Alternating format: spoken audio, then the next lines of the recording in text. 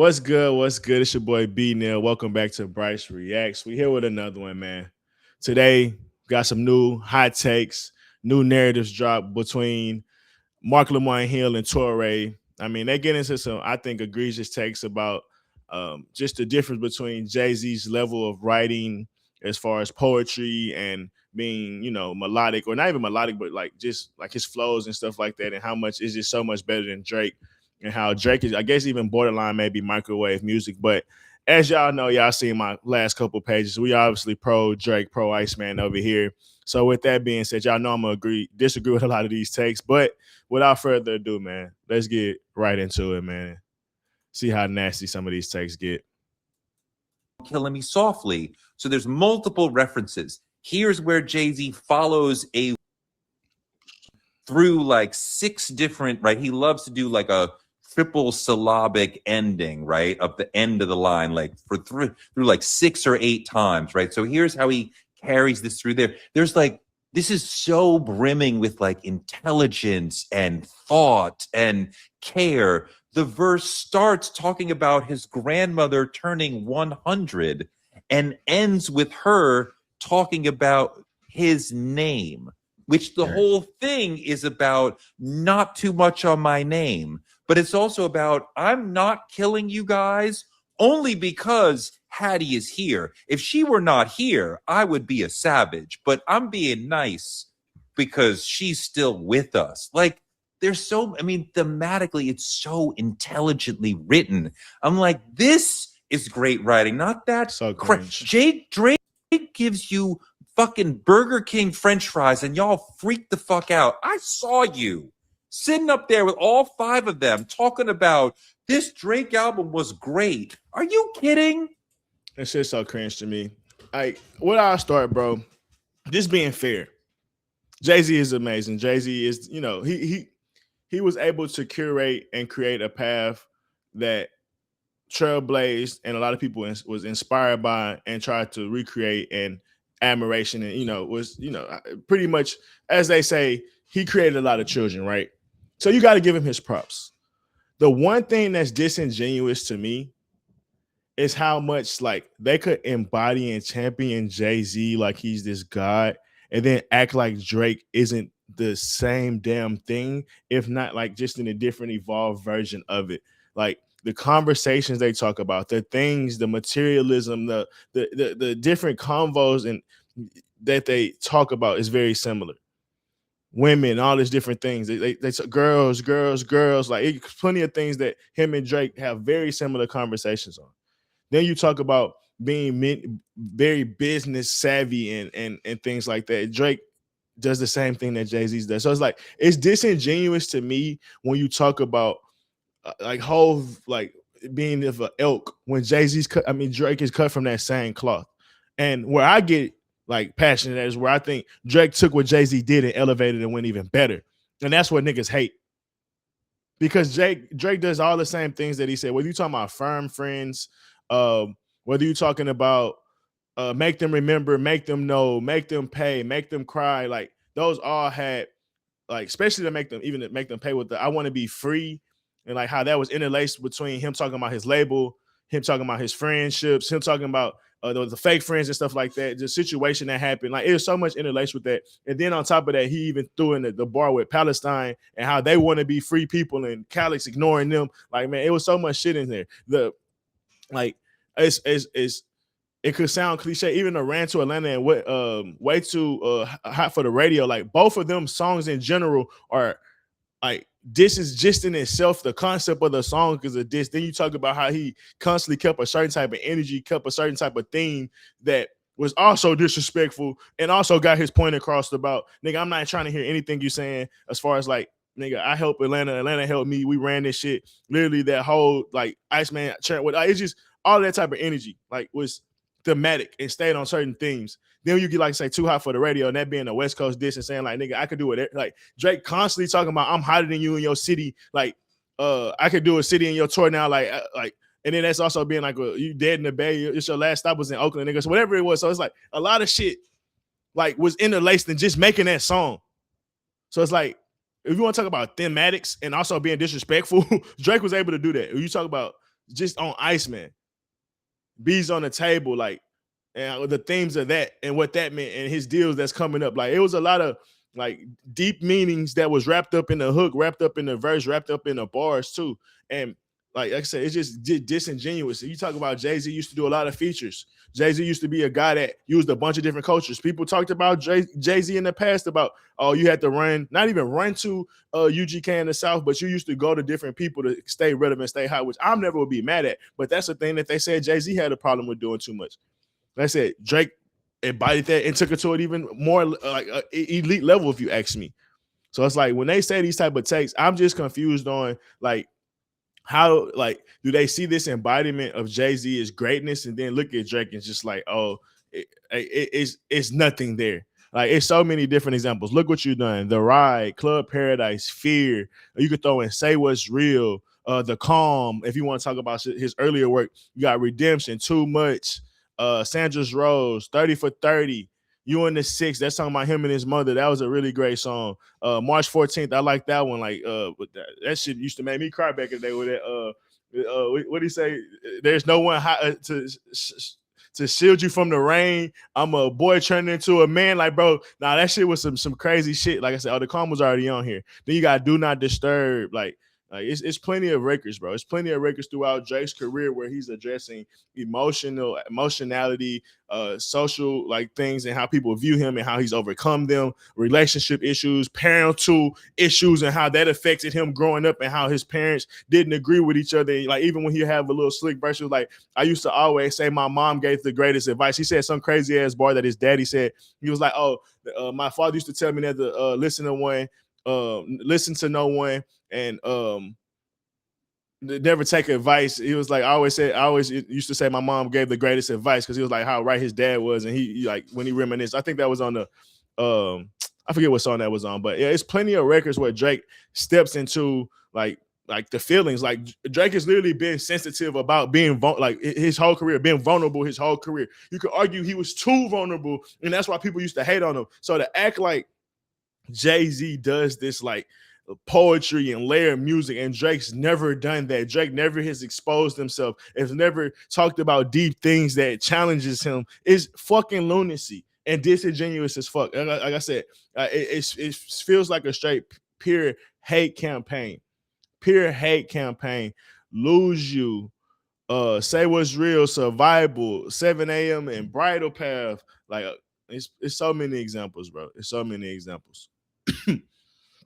Let me see. I think I pulled up some more that was more, I think, rap based. 6 p.m. in New York. Let's see. Champagne Poetry.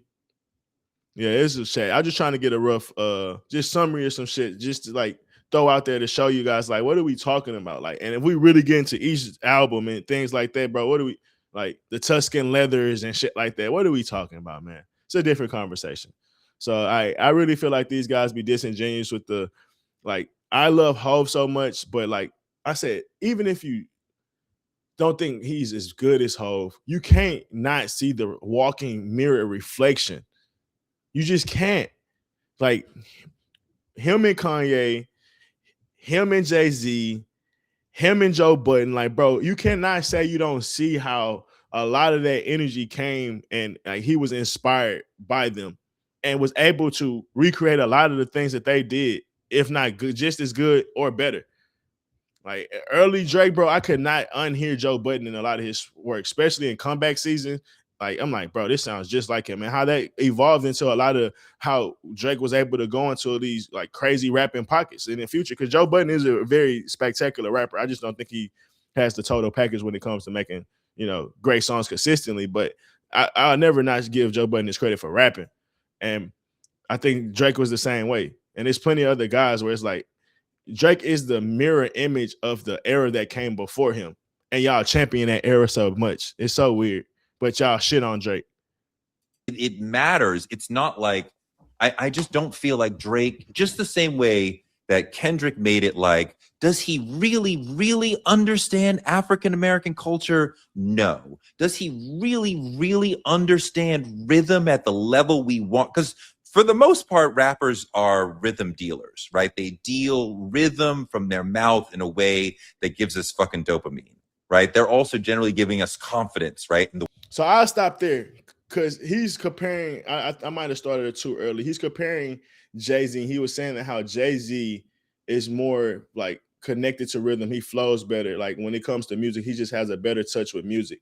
I would argue it's the complete opposite. That's why I'd be so confused. Like when he talk about dopamine bass, Drake music gives way more dopamine kicks than anything that like Jay-Z does consistently. Like when you talk about records from 0 to 100, like Marvin's Room, Trust Issues, like what are we talking about, bro? Like Drake is consistently giving like dopamine hits, like the Tuscan Leather, Do Not Disturb, like the 9 Western Road Flows, like bro, these like are consistent dopamine hits. The Ride, Look What You've Done, like it's so many examples. 2 birds, 1 stone. Like you talk about dopamine hits. You talk about a guy being able to flow. Drake has literally mastered the ability to have so many different flows. Where you could argue Jay-Z is one of the most like monotone / like not. I don't want to say boring, but he doesn't necessarily have a lot of rhythm and flow to his shit. He comes with the same flow on most of his beats. He's not really going to bring high energy. He's not going to get too low energy. He's really just kind of one path. When you talk about like the elks of like a Kendrick, you're talking about the elks of Drake, maybe even like Kanye when he's like using all of his different sounds and things where it comes with the auto-tune and stuff. Like, no, these guys, these are different. Wayne, these guys, when you talk about letting the beat build and Wayne being like a horror of being great at that type of shit, like no, Wayne, different elk. Like I said, the other couple guys I named are different elk versus Jay-Z's more on the like traditional New York, like boom bap type of style, Conductor, the Alchemist type of shit, where it's like Larry June-ish kind of like, I'm not giving you a bunch of energy. It's like it was his version of cool. Like I won't say he didn't make that cool. I wouldn't say he didn't make that swaggy. Like he definitely like gave like a nonchalant, I could do this that became a cool thing. But don't get it twisted. That's not the epitome of high and great flows and shit like that. Don't do that. Don't do that. Don't do that. You talk about, like I said, dopamine hits. Come on, brother. Drake, Kanye, elements of Kendrick for sure. Like it's no conversation. Elements of Wayne, elements of even Eminem. You talk about dopamine hits. Jay-Z might be the opposite. And I don't even want to be rude, but his shit is more closer to like, I don't want to say put you to sleep music, but the shit that they talk about and criticize J. Cole for, like I know Act be like gas and shit, but like that's more Jay-Z lane. Nas is like, nah, y'all niggas more on the like, y'all need to pick better beats more consistently than me. Y'all niggas need to switch up y'all flows more consistently than me. Like versus like nigga, Drake might have 8 different flows in one song, and I'm obviously gassing it, but he had like 3 or 4 flows in one song. Niggas like Travis Scott, I had like 2 or 3 flows in one song. So to say like Jay is the epitome of like, stop it. And I'm not even trying to shit on Jay. That just wasn't his bag. That's like saying I love going back to sports. It's like that's like saying Peyton Manning was great at scrambling. It's like that was not the nigga bag. Like, no, bro. Like that just wasn't his thing. He's a sit in the pocket, make a read, make the right throw, dissect shit. That's his game. Don't try to give a nigga other attributes he never had, bro. Please don't. Please don't. Way they speak, right? They're so badass that we want to be like them. Karis once said that a rap song is like a confidence sandwich. You put it in your mouth and it makes you feel confidence, right? That's so much of what we want from rappers. And so what songs don't do that? The motto, the 0 to 100 headlines, like bro, Drake constantly was great at tapping into how his fans felt on the consistent basis. When you talk about a guy making the most relatable music of all time, it's Drake. Like even look at Marc Lamont's face. I didn't even see that Marc Lamont's question in this one. Like nigga, like. It's almost baffling to have that take. That's literally Drake's best bag. I can relate to niggas. What are you talking about, nigga? Drake, I mean, I can kind of see why he gives some people the vision of confidence, but I'm like, he's such a cornball. Rappers have to be fucking cool. He's so fucking corny. That's a different issue. No. This nigga. I just don't get it, bro. Like I'm not gonna act like Drake is the coolest person in the fucking world, like the world's most interesting man, but he's damn near close. For you niggas to fix y'all mouth to say he's a cornball when most of America has accepted and fuck with him to a high level, but that nigga's corny. Well, if he's corny, with all the women and fans and people chasing him for autographs, brother, you a fucking dweeb. You're a peon. You're under the fucking like, and that's the applies the same to me because Touré. Like, if we really want to get in that bag, Touré's more popular than me at this moment. But we'll see in the future. We working on it. We working on it. You hear me? Shout out to y'all. Like and subscribe while we're here, man. But at the moment, like it's a conversation you can have, but it's also a stupid ass conversation, bro. Like corny. And let's you know what? I'll even dive into it. Let's say Drake is corny. He made it a perspective where it was also interesting. Let's say he is corny. Let's say there is a story that Carlton has to share. Or even at the, like, you don't even got to be Carlton because Carlton is the extreme version of it. There's so many guys that's in the middle of Carlton and Will Smith. Like Will Smith, let's just say in this scenario is the epitome of having all the bitches, having all the swag, having like different, like putting on different clothes and like just having the shit, having the back, it could play hoops and all that shit, right? Carlton couldn't do none of that, right? There's niggas that fall in the middle of Carlton to Drake. And then there's even niggas that's like, to Will Smith. And even there's like elements of Will Smith that was very corny as well. Even when we talk about the show, he used to do a lot of quirky shit and have fun. He used to relate to Carlton on high levels. So it's like even the guy that's super popular have quirky and corny shit. They just might not show that all the time. So it's like everybody has a level of corniness in them. And Drake has once again was able to be relatable in that, having girl issues, having issues where he wasn't necessarily the most accepted guy in hip hop due to him being an actor and all that, and be considering super soft and emotional and how people looked at it as lame and stuff. Drake has always battled that. So even with that, let's call him, you can say he's corny, but the fact that he was able to have a lane carve out for that and show that there's a world where, it's not even show that there's a world, connect to that world where there's billions of people that relate to being corny on their own level. So it's like, what are we even saying? It's like we try to throw all these caveats out there because it's like, you got to be cool. Well, there are corny niggas that are cool. And it's a niche category, but Drake is dominating that category. And it's also fucking relatable to be, it's a lot of shit like in music, right? And I'll wrap it up here because there's not much left on the meat on this bone. I feel like these niggas was coming up with all kind of nasty narratives.